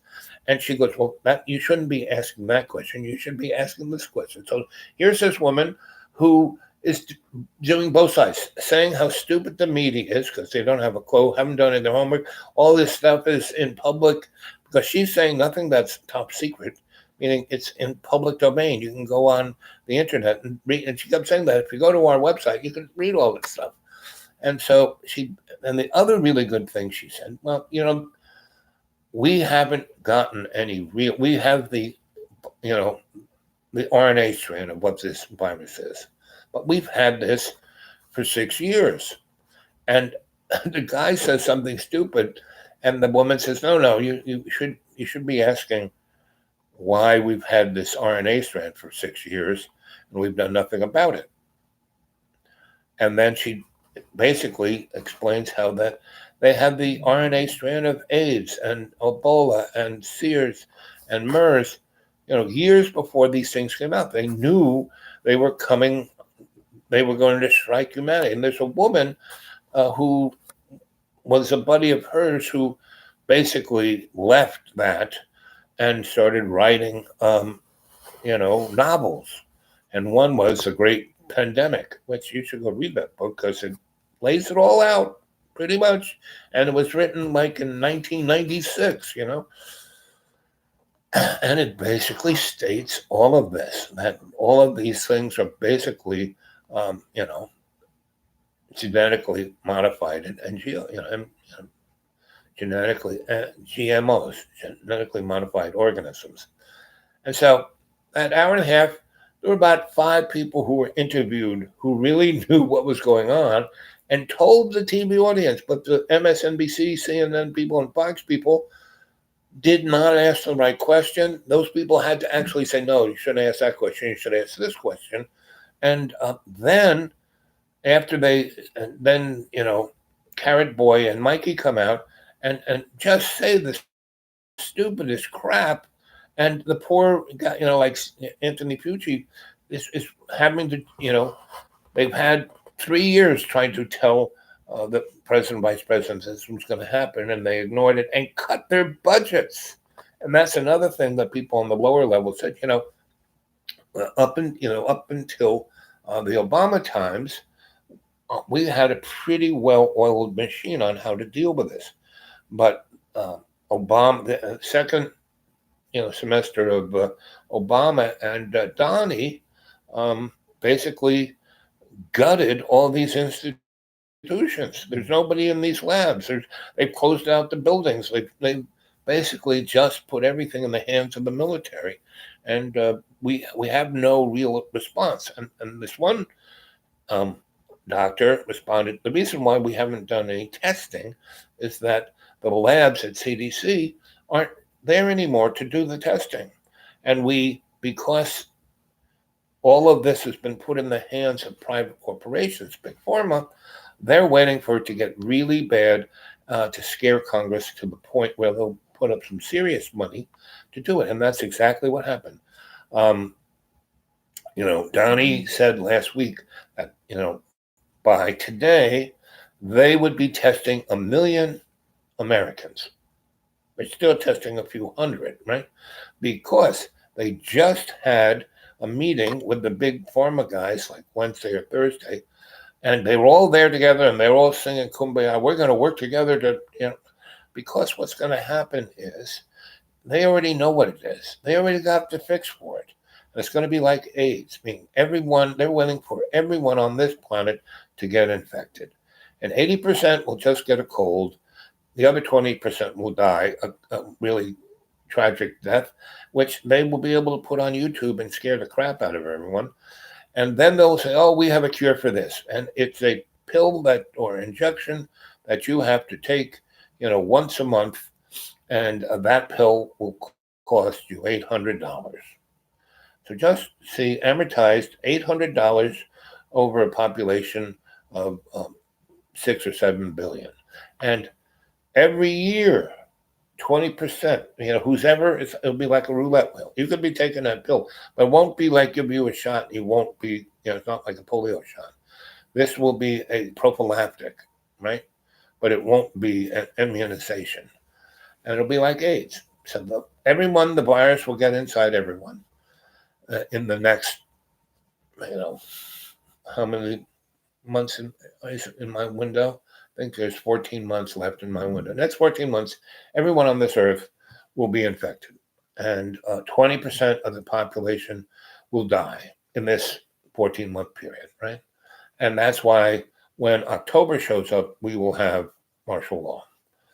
And that will be the end of our democratic system. We'll get rid of Congress. We'll get rid of, we'll have the junta. And what's going to kick it off is Donnie will be so emblazed.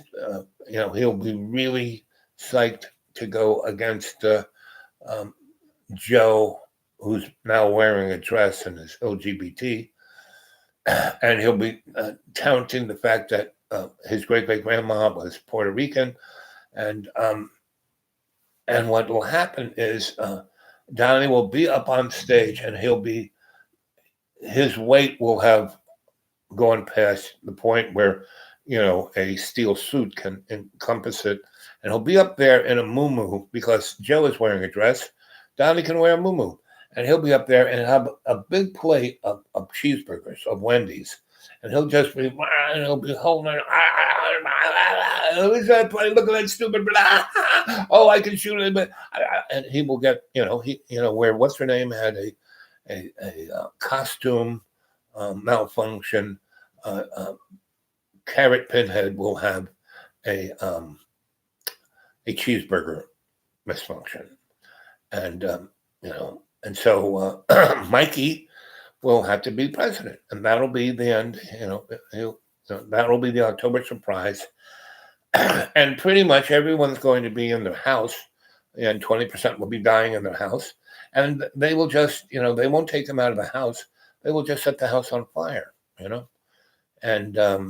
it'll be the beginning of the culling, where people can just go out and, on Easter holiday, October, maybe Halloween.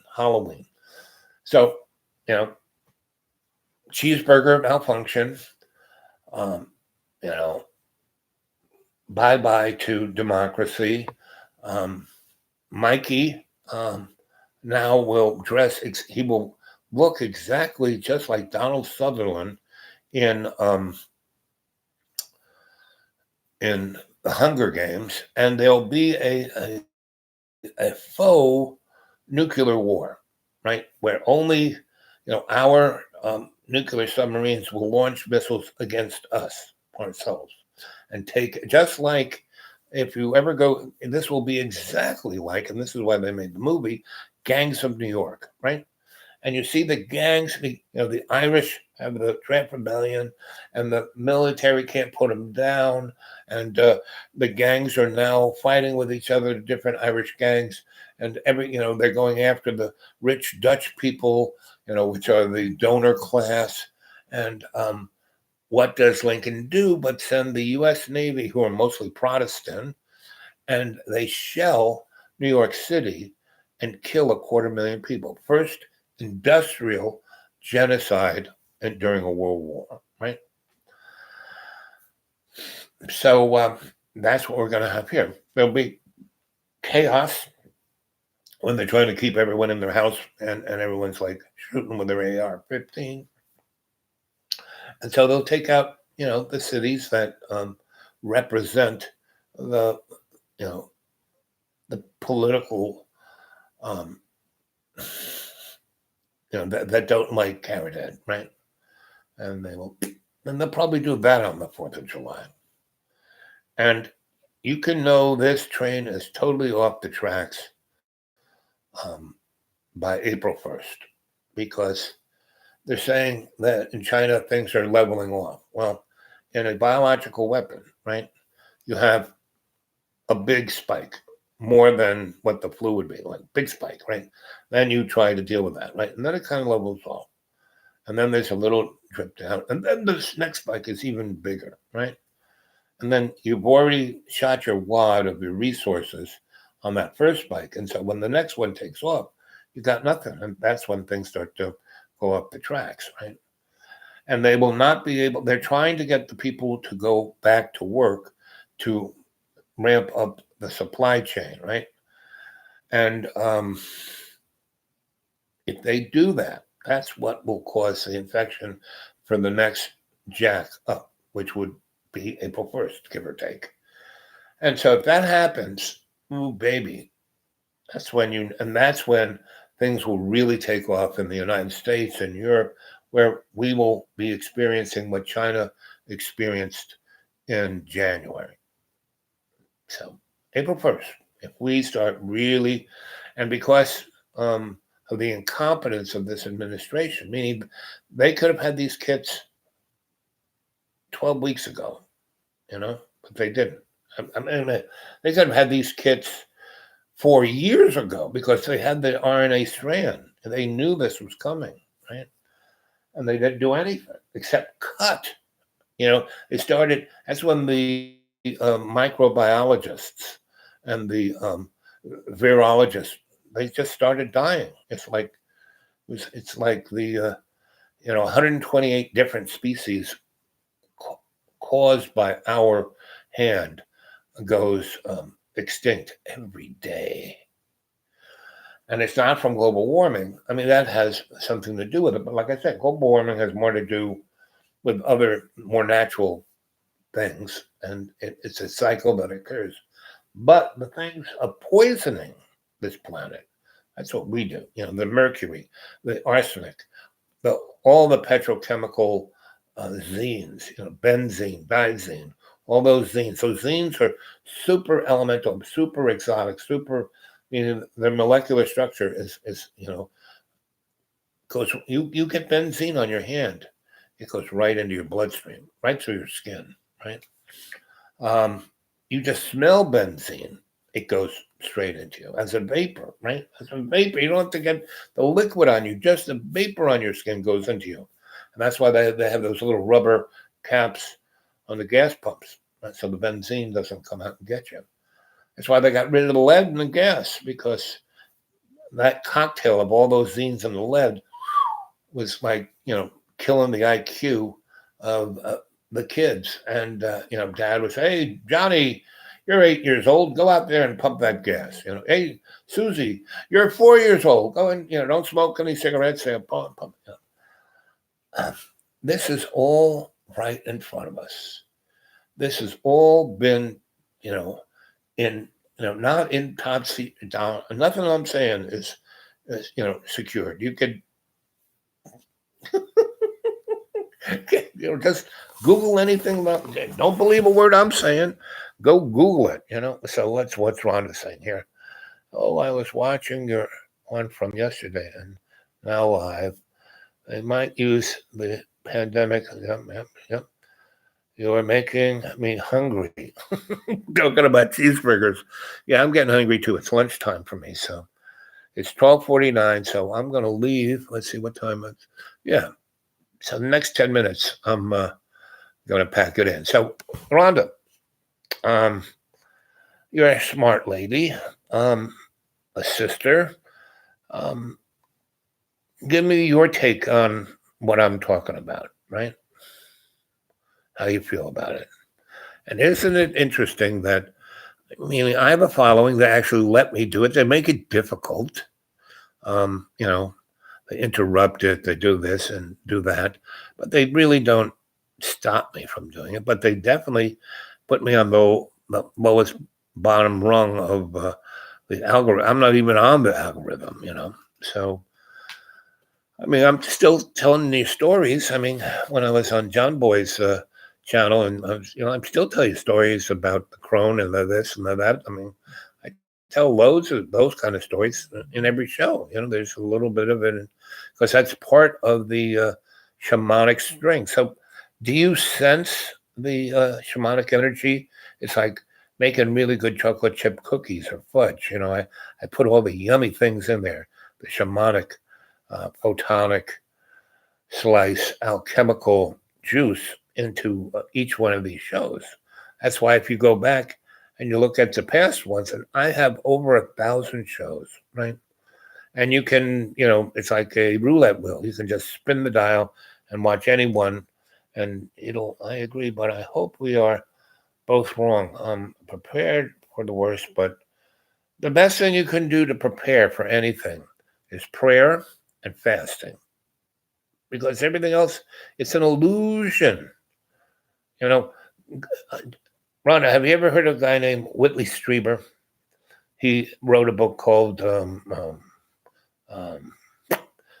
was about his experience about being abducted, and he wrote it in the 70s, I think. And he was a good friend of Art Bell. He used to be on Coast to Coast a lot, and he has a radio show that he calls Dreamland. And I met him a number of times at these conferences. I think I did. Anyway, the other all yeah. And the folks who are on the live chat, you guys are like a chorus. Not so much you're following me. It's more like you're singing along. You're part of the chorus, right? And I'm not, preaching to the choir. No, you guys are singing along, right? I'm just telling you stories that kind of tune. You're like a tuning fork. Bing. But Willie Strieber, when 2012 rolled around, and everybody and his brother was writing books about it and making movies about it, and the world is going to end. It was just kind of like, Y2K. They love to, it's going to end. So he writes the story, and it begins, in this newsroom, and it's getting close to midnight of the new year, and it's like 2011, December, the last day, and they're clicking down a snooze, and they're clicking down, and then they've been talking about, oh, it's going to be the end of times, everything, blah blah blah blah, right? And so, bing, it hits midnight, ball falls in Times Square, everyone sings All Lang Syne, and they're still there, everything's fine, and they laugh about it, say, oh, it was nothing. Bingo, 12 years later, so what would that be? 2024. The world is frigging falling apart, and this guy is in a Learjet that is, just shaking and clinking, and he's landing at this farm in Virginia, kind of near the CIA slash NSA, and he lands, and it's a very nice, southern, with the columns, White House, lands at this airport they have there, gets picked up by car, and he's being driven to the house, big house, and the airplane turns around and takes off, and it gets up in the air and basically kind of loses it and crashes into another house down the road, not into that, but he sees it fly by, and like parts are falling out of the airplane, and it gets up a few 100 feet, and kind of smoke is coming out of the engines. And then another thing blows up, and then the airplane, woo, boom, right? Good for the movie, right? And then, he's like in shock, and the guy who's driving there just kind of gets him by the arm and brings him in to like this common room for all these people there, and they're talking, and they're all have a discipline, some writers, some scholars, some teachers, some this, some that, and they're all about the same age, in their 30s, and they don't know why they're there. And this guy comes in, and they start talking, and he says that, guys, when you were young children, you were at this school. This was a school for special people, and you were the special of the special. You had real, like X-Men. They were like mutants. But they didn't have any real special powers, except when they meditated and prayed, and they could basically, what they could do together. It was like 12 or so together. If they could like link up their meditative skills, they could open up a wormhole and walk through it. So they were doing that because the world was just going to fall into super chaos. And there were other places like this around the world that, when all of them kind of linked up, this vortex opened up, and people could walk through it into like the Garden of Eden, kind of like what I talk about, love's co-creation, when we all, join, serve, love's co-creation through meditation and prayer.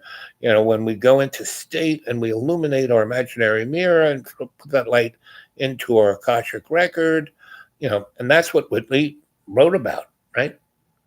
Now, I've known him, he's, like I said, back in the 70s and early 80s, he used to be part of this, Chitlin circuit of esoteria and writers, and they would come to New York, and they would have these conferences at like the places like the Theosophical Society and the U.S. Psychotronic Society and our little NGO at the UN, and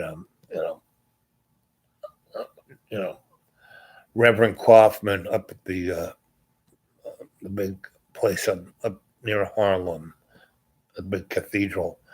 And there were a lot of, New York was a very interesting, well, New York's always an interesting place, but for the esoteric occult kind of quote unquote New Age, between 1947 and 1987, it was,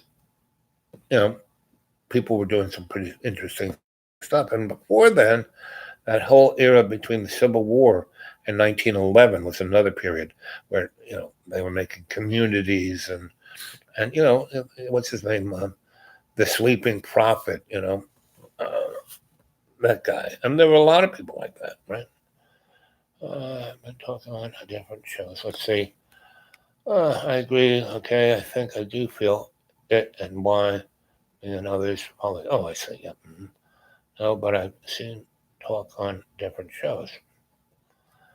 And that's, the good thing about, or the interesting thing about YouTube and the internet and podcasts, it really does give a platform for a lot of people to say a lot of stuff.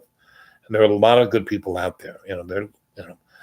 People like Joe Rogan, Jimmy Dore, dark journalism, um, you know, um, Truth Media, Truth Flow or Truth Stream Media.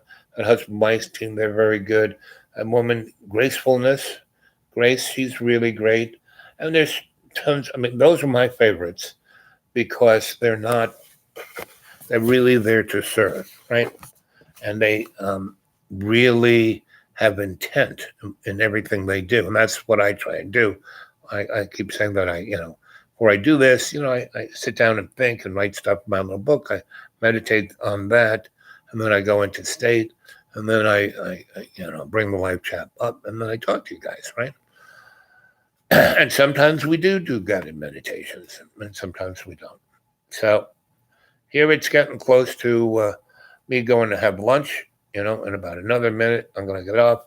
So tonight, I don't know if I'll be able to get on. The snowflakes are starting to fall right now. Not hard, but they are. And so tonight, if the internet gods allow me, I will come and talk to you again between 7 and 8 p.m. Okay? We'll give that a try.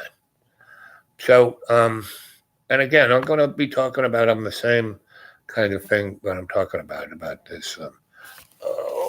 How did I write it down? I'll write some more specific things, but the basic idea of, profound financial inequity. And that isn't just the money in your pocket. That represents everything: environmental, political, social, spiritual, the whole ball of wax, right? So we're going to talk about that. We might even do a guided meditation, take a look at it, to look at, the land of inequity, what that really means. Okay? Sound like a plan? I think it is. So go enjoy it.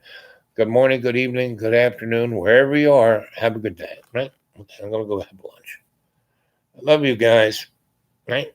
And in every day and every way, we take the piece of the earth and make it stronger. And Father Sky and Mother Earth, protect us indeed. Enlarge our territory. Put your hand on our shoulder and keep us from evil so we will do no harm. Aho. Okay, guys. Love you. Do.